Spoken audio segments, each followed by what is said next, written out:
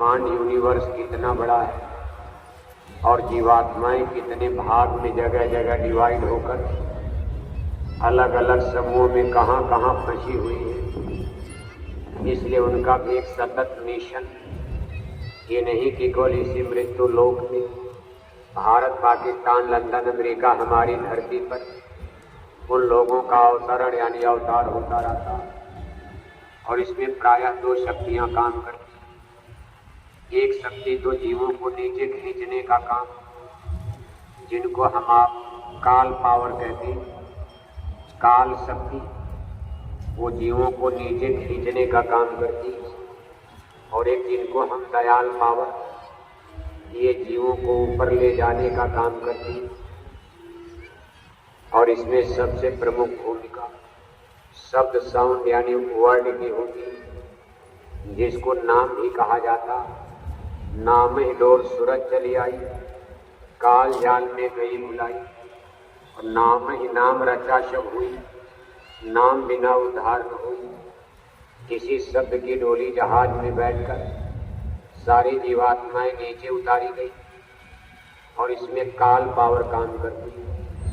अब इसी शब्द की डोली नाम के जहाज में बैठकर आप अपने सच्चे घर वतन वापस भी जाओगे, लेकिन इसमें जो पावर शक्ति काम करती, इसको दयाल पावर यानी दयाल शक्ति कहते हैं।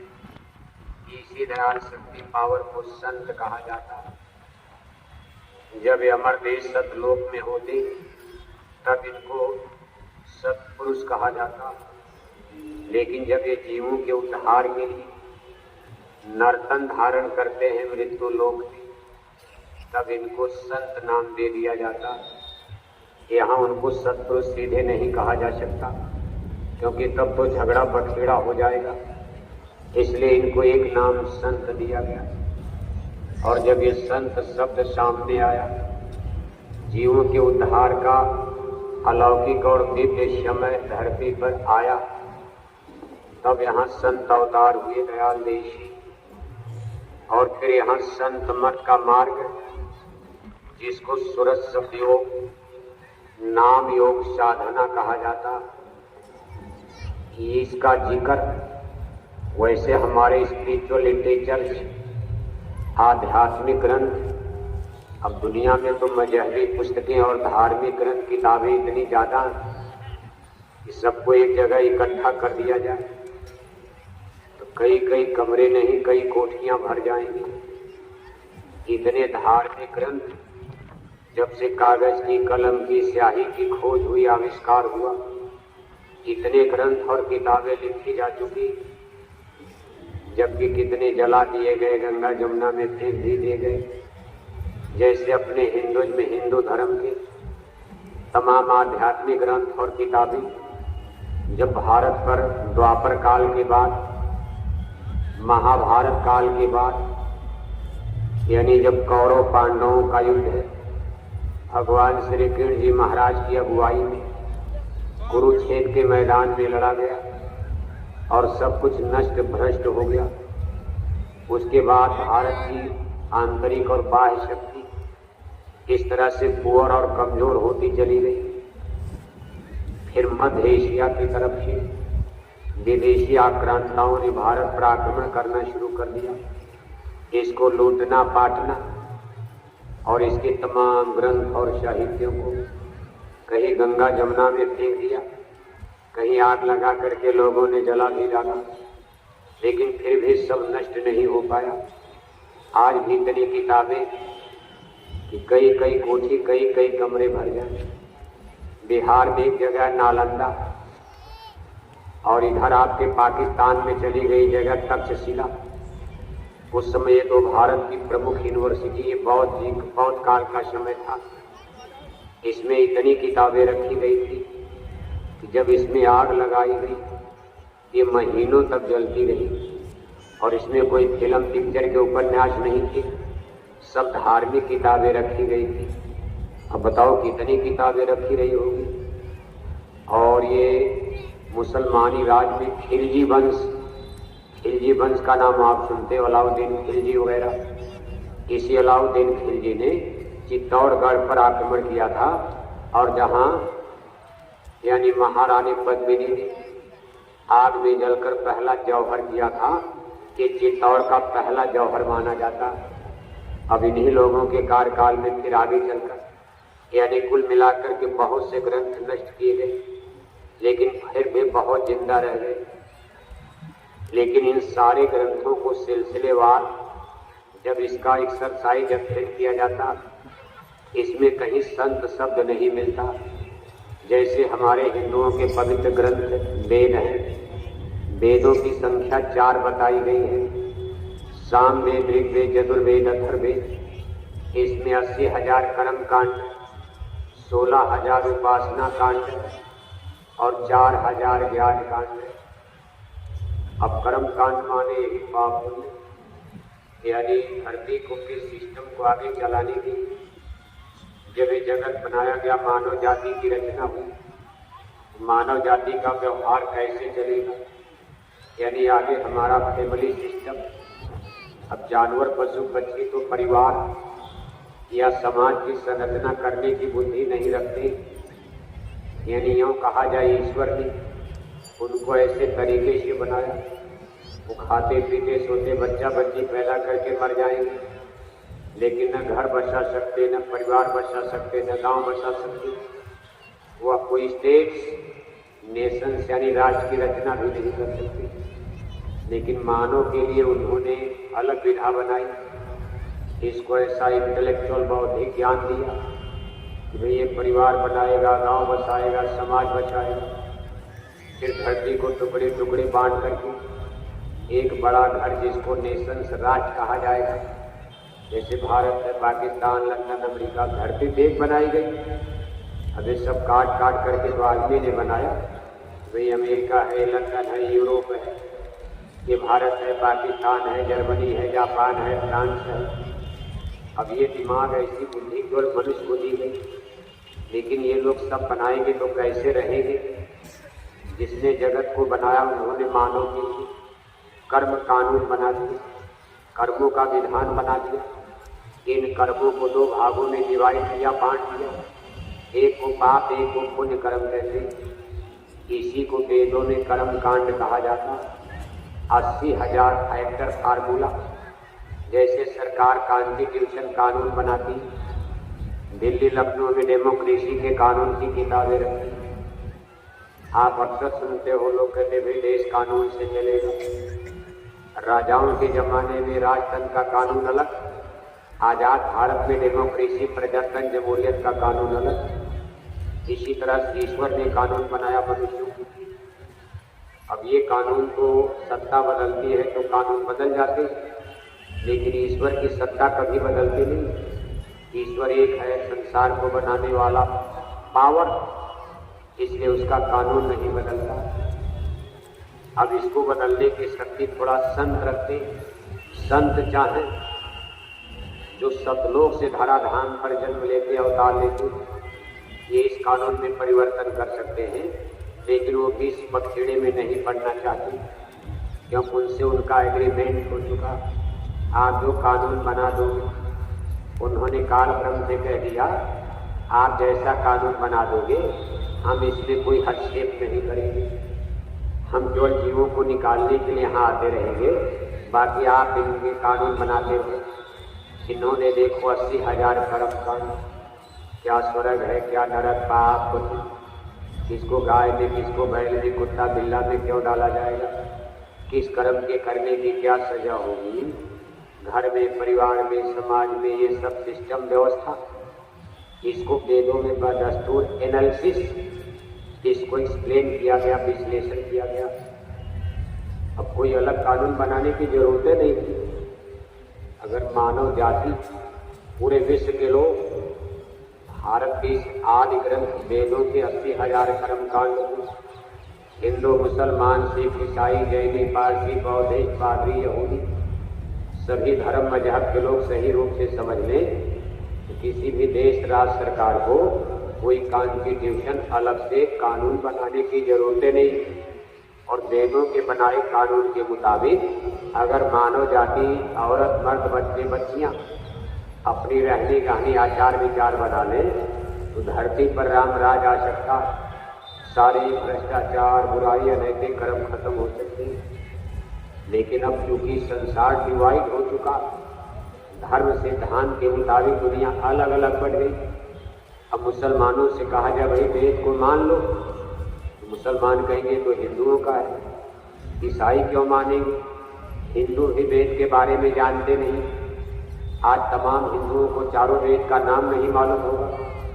वेद में क्या लिखा है भारत के बड़े बड़े आचार प्राचार विद्वान पंडित पुरोहितों को पता नहीं है, आम जनता क्या जान पाएगी?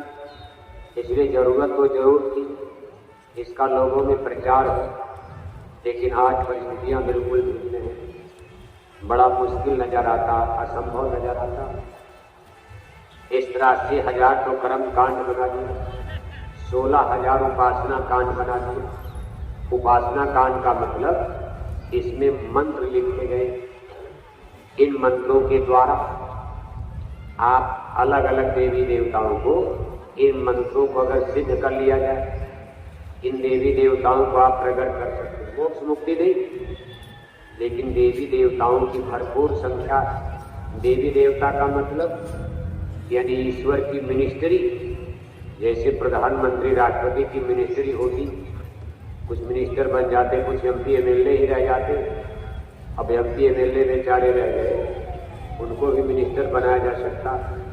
जो भी एमपी एमएलए का चुनाव जीत गया वो मिनिस्टर बनने की उसको डिग्री हो गई, योग्यता मिल गई। लेकिन सब तो मिनिस्टर बन नहीं पाते, उसमें से 10, 20, 50 लोग मिनिस्टर बने, बाकी बेचारे वेटिंग लिस्ट में रहते।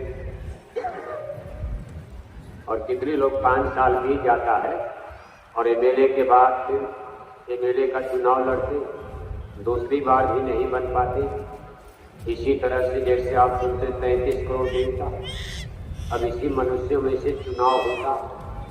यानी जो लोग पुण्य कर्म करते हैं उनको मौत के बाद देवलोक में देवी देवता बनाकर उनका चुनाव कर लिया जाता।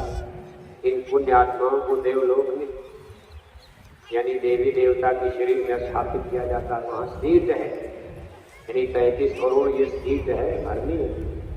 मान लो कुछ देवी देवता को देवी देवता क्या मर जाते हैं, कहा भाई जन्म मरण का खेल वहाँ भी चलता।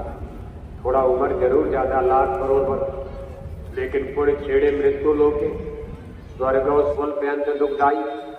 इसलिए कहा भाई स्वर्ग और वैकुंठ भी परमानेंट नहीं, वहाँ अस्थायी मोक्ष मुक्ति नहीं है। पुण्य खत्म हुआ, मृत्यु लोक में जन्म हो गया, यदि नीचे आ गए। अब वहाँ जो लोग उसमें से चुनाव होता, जैसे मान लो कह दिया भाई ये जल देवता है।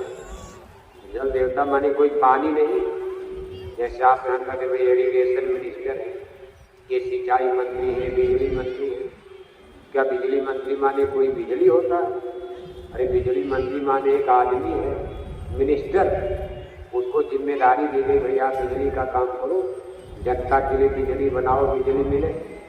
अब मान लो कोई सिंचाई मंत्री है, तो क्या वो पानी लेकर चलता है? यानी उसके लिए आदेश है ट्यूबवेल लगवाओ, पंपिंग सेट लगाओ, जगह जगह नहर तालाब बनाओ, जनता को पानी की दिक्कत न पड़े। इसी तरह से जल देवता, अग्नि देवता, पवन देवता, ये वायु देवता, ये तमाम देवताओं का नाम। कोई जल देवता माने पानी नहीं, यानी एक सूरत और आत्मा, उसको चुन लिया गया भाई इतना बड़ा समुंदर है। और भी जगह जगह कभी आप इनका इंतजाम करोगे, ये सब चीजें आपकी जिम्मेदारी है। फिर आकाश देवता, हवा देवता, ये देवता, इन्हीं में से, इन्हीं देव आत्माओं में से चुनाव करके ईश्वर की मिनिस्ट्री बनाई जाती। कहाँ बाढ़ लाना है, कहाँ सूखा, कहाँ भूकंप, और उसमें से किसको बचाना है, किसको मारना है, ये सब सिस्टम। ये सूर्य देवता, अब सूर्य देवता माने आग का गोला नहीं, जैसा आप देखते हो दहक रहे, ये भी एक आत्मा स्प्रिट। अब उनके लिए जिम्मेदारी दी गई, क्यों कई सूरज है। अब हम आप तो केवल एक सूरज को देखते हैं, इसके पीछे वैज्ञानिक कह रहे हैं एक और सूरज हमने देखा है जिसमें ये करोड़ों सूरज हजम हो जाएगा। और ये सूरज कितने बड़े जो आप आसमान में देखते हो, इस समय तो बादल में सूर्य नारायण छिप गए, लेकिन ये सूरज हमारी पृथ्वी से लाखों गुना बड़े। ये वैज्ञानिक बता रहे लंदन अमेरिका के वैज्ञानिक अपने दूरबीनों से मशीनों से देखकर चंद्रमा तक तो देखो जहाज लेकर चढ़ गए, उसके आगे अभी चढ़ तो नहीं पाए लेकिन मशीनों से देख रहे। वो लोग कहते भाई हमारी लाखों लाख धरती इस सूरज के गोले में हजम हो जाएगी, और इसके पीछे जो सूरज नजर आ रहा है जिसको हम आप आंखों से नहीं देख पा रहे, उस सूरज में ऐसे लाखों लाख सूरज हजम हो जाएंगे। ये ब्रह्मांड में क्या क्या रचना, क्या क्या खेल है, अजीबोगरीब रचना, वर्जिन ऑफ यूनिवर्स। ये ब्रह्मांड किस तरह से बना, कितना विशाल, कितना लंबा चौड़ा। अब इसको वैज्ञानिक भी इन्फिनिटी का मतलब अनंत बताया जा रहा है, यानी इसका कोई अंत नहीं। और संत मत का मतलब है संत है, आदि और अंत है। अनामी, अकह, अपार, अलग, अगम शब्द आप सुनते हो। अलग माने देख नहीं सकते, अगम माने जा नहीं सकते, अनामी माने कोई नाम नहीं रख सकते। इन्हीं हमारी बुद्धि से, हमारी सीमा से, हमारी लेखनी से, पढ़ाई लिखाई से सब परे, वहाँ अकल, बुद्धि, ब्रेन, माइंड, दिमाग काम कर ही नहीं सकता। इतना विशाल भंडार ब्रह्मांड बना हुआ है। इस तरह की ये तमाम बातें तो देखो, ये 16,000 उपासना कांड है, इन वेदों के मंत्र है। इनका आप अगर सिद्ध कर लो, कोई देवी देवता आपके सामने उपस्थित हो सकता। इन वेद मंत्रों के प्रभाव से किसी देवी देवता को आप अपने सामने प्रकट कर सकते हो और उनसे इच्छानुसार वरदान मांग सकते हो जो उनके पास होगा। अब एक दरोगा से दोस्ती हो जाए तो क्या करे, कितना देगा आप, लेकिन किसी मुख्यमंत्री से दोस्ती हो जाए तो उसके पास थोड़ा आपको और लाभ मिल जाएगा। कहीं प्रधानमंत्री से आपकी दोस्ती हो जाए थोड़ा और ज़्यादा लाभ मिलेगा। अब देवी देवता बेचारे आपको जो उनके पास होगा, जिस विभाग के मंत्री मिनिस्टर हैं उतने तो आपको लाभ फायदा देंगे। अब आपको नहीं, आपको मुक्ति दे दें तो देवी देवताओं के पास मुक्ति की चाबी है ही नहीं, इसलिए उनसे तो मुक्ति नहीं, लेकिन संसार में कुछ चीजें उनके पास है, उसमें से आपको दे देंगे। जैसे बेटा दे दिया, बेटी दे दिया, धन दे दिया, दौलत दे दिया, जमीन दे दिया, बगीचा दे दिया, बीमारी है ठीक कर दिया। ये लौकिक चीजें जिनके खजाने में है, लेकिन रूहानी दौलत देवी देवताओं के खजाने में नहीं है। ये विभाग उनके पास नहीं है, ये विभाग सदगुरु के पास होता। इसीलिए कहा गुरुबिन भव निस्तरे जो कोई जो बिरंज शंकर शुभ। अब इसी बात को हिंदू मुसलमान समझते हैं, वो झगड़ा करते हैं। तो भाई जब उनके विभाग में ही नहीं है, आप देवी देवताओं से मुक्ति मांगते हो। और रामायण कह रहे भी मुक्ति का विभाग, मोक्ष मिलना, जन्म मरण से छुटकारा, कहा ये विभाग ये संतों के पास है। सदगुरु जिनको कहते थे ग्रेट मास्टर ऑफ स्पिरिचुअलिज्म, मुर्शिद कामिल, पीरे आजा माला मुर्शिद, कि भाई उनके पास चलो। कोई पीर पैगंबर औलिया जो मनुष्य शरीर धारण करके जगत में गुरुवाई कर रहे और ये भेद बता रहे का करण धार सदगुरु दिन नावा दुर्लभ सा सुलभ बन पावा। अब ये सोचते नहीं इनसे मिल जाएगा, इनसे मिल जाएगा, इनसे मिल जाएगा। देखो इन एक दृष्टांत आता, देखो कौन से नरेश, यानी जिनकी पुत्री राजकुमारी कुंती, यानी जो जिनको पांडवों की माता बनने का गौरव प्राप्त है, जब वो कौमार अवस्था में थी, यानी अभी राजकुमारी शादी नहीं हुई थी, एक बार उस महाराज के दरबार में गुरु दुर्वासा जी पधार गए। तो महाराज बड़े धर्मात्मा राजा थे, उन्होंने अपनी पुत्री कुंती को गुरु दुर्वासा की सेवा में लगा दिया। बड़ी कुंती ने सेवा की और गुरु दुर्वासा वहां कई दिन रहे, खिलाना पिलाना सेवा करना। जाते जाते खुश हो गए। अब दुर्वासा ऋषि को आप जानते, बड़ी जल्दी खुश और बड़ी जल्दी नाराज हो जाते थे। गुरु दुर्वासा का इतिहास है, ये रिश्ते में 4 भाई थे, एक दुर्वासा ऋषि, एक दत्तात्रेय, एक चंद्रमा ऋषि। ये 4 भाई थे और इन लोगों की जन्मभूमि अयोध्या से पूरब। बताया जाता है कि भगवान राम ने इसको ब्राह्मणों को दान कर दिया था, बड़ी ऊसर भूमि। इसमें आजमगढ़ वगैरह का क्षेत्र आता। इसी खंड में यानी आजमगढ़ की धरती पर ही गुरु दुर्वासा 4 भाइयों ने जन्म लिया था और इनका गोत्र यादव वंश था। यदकुल में यादव वंश में इन चारों भाइयों का जन्म हुआ था। यही गुरु दुर्वासा भगवान श्री कृष्ण के आध्यात्मिक गुरु बताए गए। भौतिक गुरु तो संदीपनी ऋषि थे यानी उज्जैनी नगरी, और इनके आध्यात्मिक गुरु थे दुर्वासा जी। और इसी दुर्वासा जी के द्वारा यदवंशियों का द्वारिकापुरी में विनाश भी हुआ।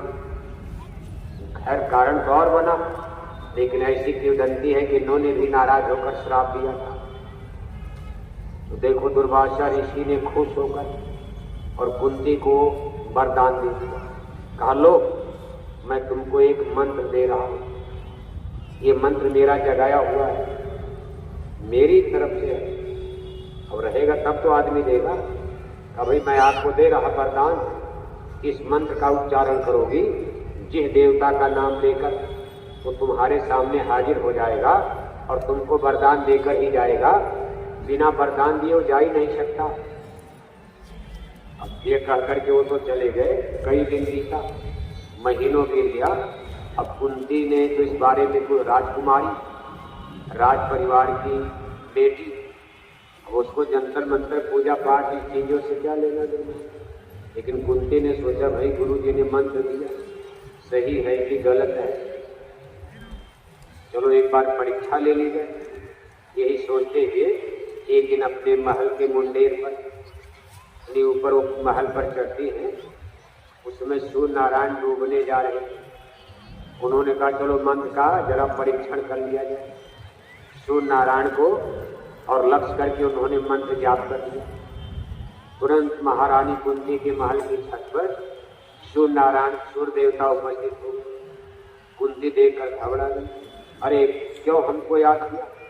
अरे कहा महाराज मैं मंत्र की परीक्षा ले रही। सूर्य देवता ने कहा नहीं, अब बिना वरदान दिए मैं जा नहीं सकता, जाओ मैं तुमको वरदान देता हूँ, तुम्हारे एक सुंदर वीर पुत्र जन्म लेगा, ऐतिहासिक पुत्र। अब कुंती घबरा गई। अरे कहा महाराज मेरी शादी हुई नहीं और पुत्र पैदा होगा, मेरे पिताश्री की नाक कट जाएगी और समाज मुझको क्या कहेगा। सूर्य नारायण ने कहा कुछ नहीं, अब जो मैंने कह दिया ये वस्तुओं का कर चले। अब कुंती बेचारी घबरा गई। इसी तरह देखो 9 महीना बीता, पुत्र पैदा हो गया।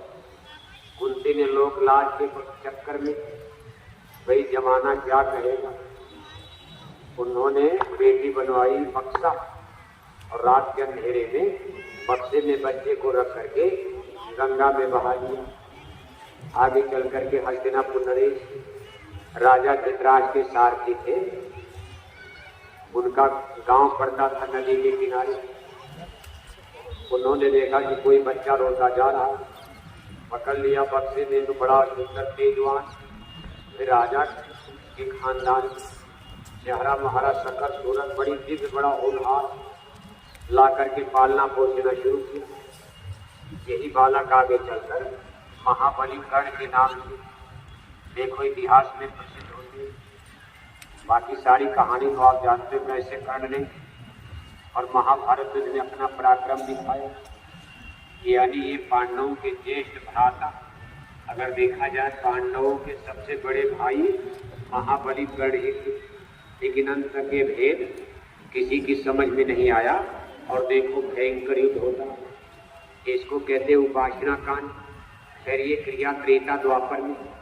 अब कलयुग में तो वेद मंत्रों का सही उच्चारण, क्योंकि हम लोग इस समय संस्कृत नहीं जानते हैं और ये सारे मंत्र वेदों में कठिन भाषा संस्कृत में लिखे गए हैं, इसको श्रुति कहा जाता है। तीसरा आता है ज्ञान कांड। ज्ञान कांड में यानी साधना उपासना का जिक्र है कि हम अपनी आत्मा को जगाकर, अब आत्मा को जगाकर, और वेद जो है ब्रह्म तक का हमको आपको ज्ञान कराते हैं। अब उसके आगे तो सब लोग की बात हो रही। अब ये सारी चीजें चल रही।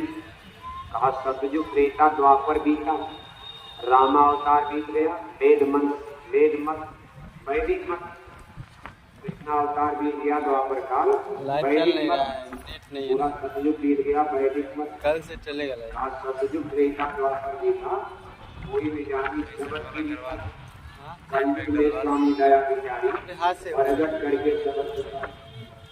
तो ये कलयुग में जो रास्ता आज आपको मिला है, यानी संत शब्द हिंदुओं के पवित्र ग्रंथ वेद में नहीं मिलता। संत शब्द हमारी पवित्र पुस्तक श्रीमद् भागवत गीता, इसको 5000 साल पहले कुरुक्षेत्र मैदान में भगवान योगेश्वर श्री कृष्ण जी महाराज ने अपने परम सिद्ध अर्जुन को इंगित करते हुए सारी मानव जाति को उपदेशित किया।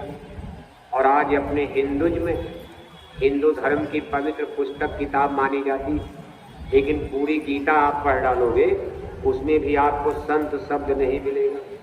जोगी मिलेगा, जोगेश्वर मिलेगा, ज्ञानी ध्यानी मिलेगा, ऋषि मुनि तपी जपी मिलेगा। लेकिन संत शब्द सबसे पहले इस कलयुग में, आज के करीबन 700 वर्ष पहले साहब कबीर की पुस्तक अनुराग सागर में मिलता। ये संत शब्द, इसके पहले धरती पर कोई जानता ही नहीं था संत क्या होते। संत भी कोई शब्द नहीं। और अनुराग सागर की बाद में लिखा गया। कबीर साहब ने अपने हाथ से कोई किताब नहीं लिखा, उन्होंने वाणी का उच्चारण किया, उसको उनके भक्तों ने नोट किया, किताब तो बाद में बनाई गई। फिर इस संत शब्द का उच्चारण इस मृत्यु लोक में सबसे पहले साहब कबीर ने ही किया। और वो भी कहाँ किया? कर्म कांड के गढ़ बनारस में, जहाँ हिंदू धर्म के प्रकांड पंडित पुरोहित ज्ञानी विज्ञानी बड़े बड़े आचार प्राचार, और चूंकि मुसलमान भारत में आ चुके थे, इसलिए मुल्ला मौलवी भी काशी नगरी में जम चुके थे। यानी दोनों दीनों के लोग, दोनों धर्मों के लोग, हिंदू और मुसलमानों के मुल्ला मौलवी पंडित पुरोहित काशी नगरी में मौजूद। उसी समय देखो साहब कबीर का अवतरण होगा। और जब उन्होंने ये चीज लोगों के सामने रखी, संत शब्द संत मत, जिस रास्ते पर आप आगे बढ़ रहे हो, तो सबसे पहले तो भारत की यानी काशी नगरी के हिंदू विद्वानों ने विरोध किया। वही दुलाहे की बात क्यों माना जाए?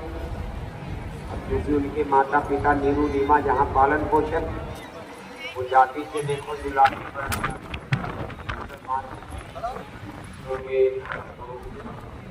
हिंदुओं के पंडित पुरोहित और मुसलमानों के मुल्ला मौलवी रहते।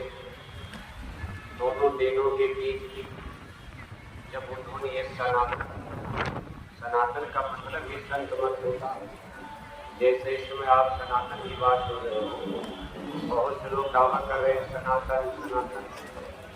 सनातन का मतलब ही संत मत होता, लेकिन वो लोग इसको जानते नहीं। जैसे सूरज सबका होता, ऐसे सनातन यानी संत मत सबका, जितना हिंदू का उतना मुसलमान का, क्योंकि सारी रोहें रब की हैं, सारी रोहें खुदा की हैं। एक ही अल्लाह ताला खुदा रब्बुल आलमीन ने सारे मिलकर जहान को पैदा किया। ईश्वर अंश जीव अविनाशी, चेतन अमल सहस्र। देखो तमाम विरोध, तमाम रेजिस्टेंस प्रतिरोध काशी नगरी में खड़ा हो।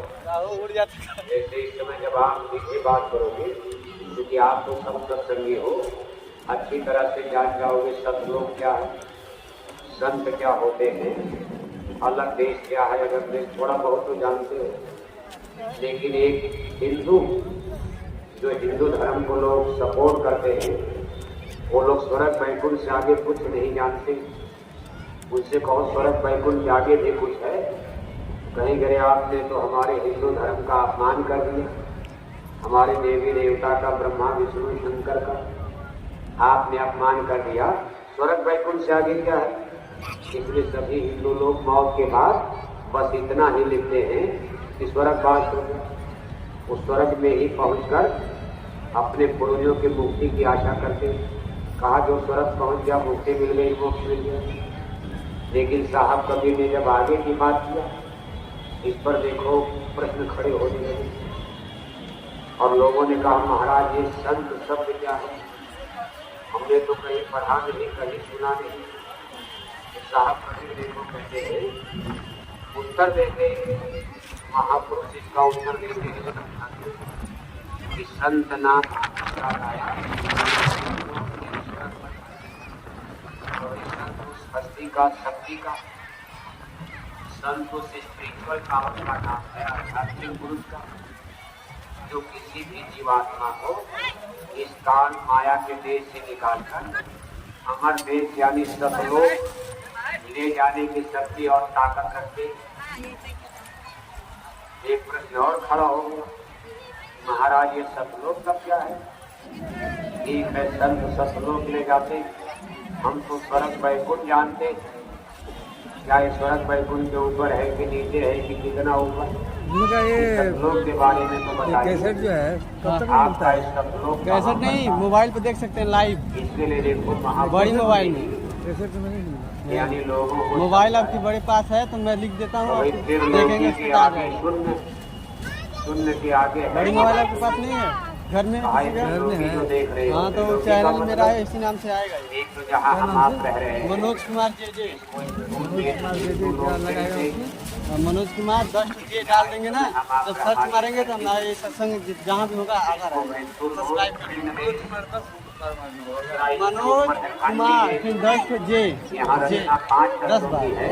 तब जल, आएगा पृथ्वी, अग्नि, वायु, चैनल आकाश। आएगा।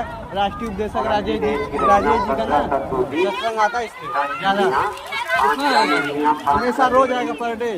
चतुर्थकरण मन, बुद्धि, चित्त, अहंकार और 3 गुण, सत्वगुण, रजोगुण, तमोगुण, सब ये 17 तत्वों से बना हुआ।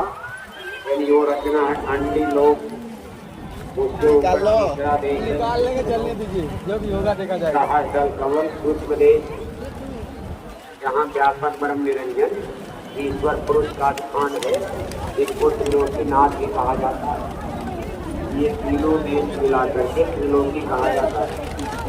तो भाई त्रिलोकी के आगे शून्य के आगे है महा, त्रिलोकी को बहुत आगे महाशून्य शहर आता और उसके आगे महाशून्य देश आता। ये शून्य जो होती है, जैसे आपका दिल्ली बड़ा शहर या मान लो बम्बई है, अभी दोनों स्थान को देखो प्रमुख है। आप यात्रा करते हो मान लो दिल्ली से बम्बई, ये नहीं कि बीच में कोई रचना नहीं है, ये जो बीच का गैप है, बीच में खुली जगह, खुला इसमें भी जगह रचना है। लेकिन आप मेन मुख्य पॉइंट को, जैसे दिल्ली से आप जयपुर, जयपुर से अहमदाबाद, अहमदाबाद से बम्बई देखोगे और छोटे मोटे जगह कई जंगल है, कई छोटे मोटे गाँव जहाँ आबादी में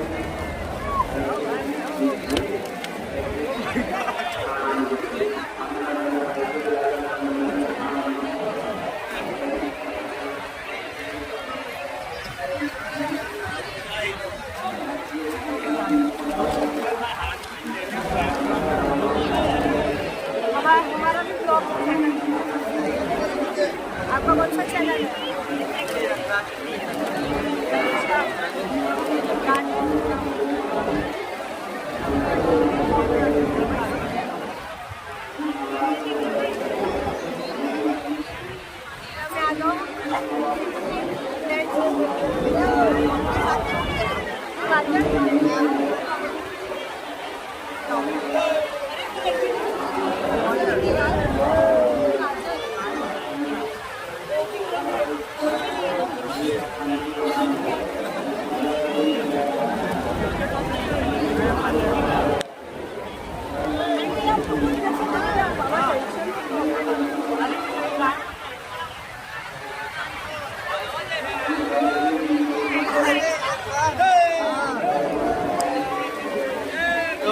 पर्सनल से ले होगा, ठीक है नेट पर। हाँ नेट